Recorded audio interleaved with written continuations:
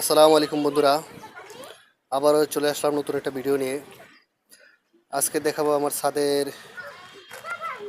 যে পটটায় করলার যে বীজগুলো লাগানো হয়েছিল সেখান থেকে কিন্তু মাশাল্লাহ অনেকগুলো চারা বের হয়েছে। মাশাল্লাহ দেখেন চারার গ্রোথ দেখেন, মাশাল্লাহ কতটা সুন্দর। এই যে পট,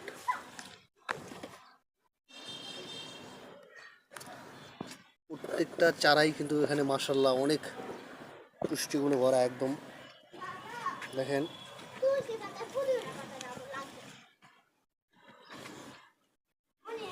অনেক মাশাল্লাহ অনেক সুন্দর পরিমাণে কিন্তু এখানে গাছে আশা করা যায় এখান থেকে করলা পাওয়া যাবে।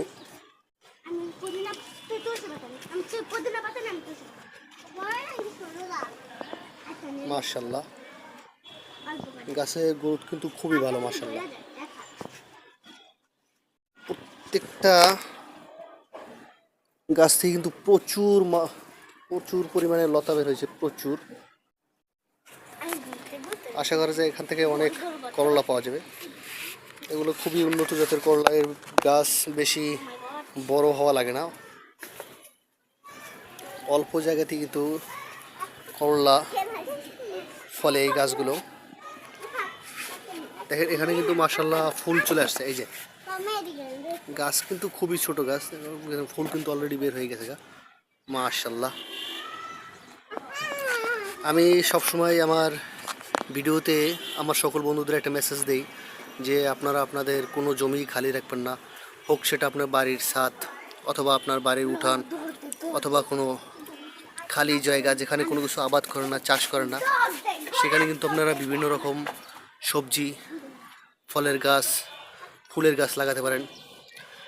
আপনার যদি আপনার ছোটো ফ্যামিলি হয়, দেখবেন যে আপনার কিন্তু যে আপনার ছাদে যদি কয়েকটা করলা গাছ লাগান, ভেন্ডি গাছ লাগান, টমেটো গাছ লাগান, আরও অন্যান্য যদি সবজির গাছ লাগান, বেগুনের গাছ লাগান, সেখান থেকে কিন্তু আপনার একদিন পর পরই কিন্তু আপনার সেখান থেকে যে সবজি হবে সেটা কিন্তু আপনার তরকারি চাহিদাটা কিন্তু আপনার ছাদ থেকে আপনি পূরণ করতে পারবেন।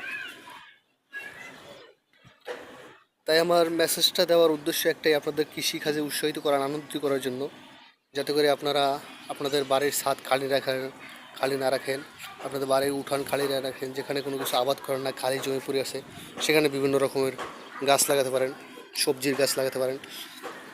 নিজে উৎপাদন করে যদি নিজে খেতে পারেন, একদম ন্যাচারাল বিষমুক্ত অর্গানিক খাবার, এর চেয়ে আর বিশুদ্ধ কোনো খাবারই হতে পারে না। এই করলার পাতা কিন্তু খাওয়া যায়, করলার পাতাও কিন্তু খাওয়া যায়, ভাজি করে খাওয়া যায়। মাশাল্লাহ গাছ কিন্তু একদম খুবই সুন্দর গাছ। এই পরে কয়েকটা গাছ আছে, গাছগুলো মাশাল্লাহ অনেক সুন্দর। এই পটটায় আরও একটা গাছ আছে, এখানে দুইটা গাছ আছে। মাশাল্লাহ এই গাছ কিন্তু অলরেডি উপরের দিকে উঠা শুরু হয়ে গেছে। দেখেন এখানে কিন্তু ফুল আসছে, এই যে ফুল আসছে। মাশাল্লাহ গাছ কিন্তু অলরেডি উপরে চলে গেছে। গাছের গ্রোথ কিন্তু খুবই ভালো। আমরা কিন্তু এইখানে বাইরের কোনো সার ব্যবহার করি না, একদম ন্যাচারাল অর্গানিক সার ব্যবহার করি।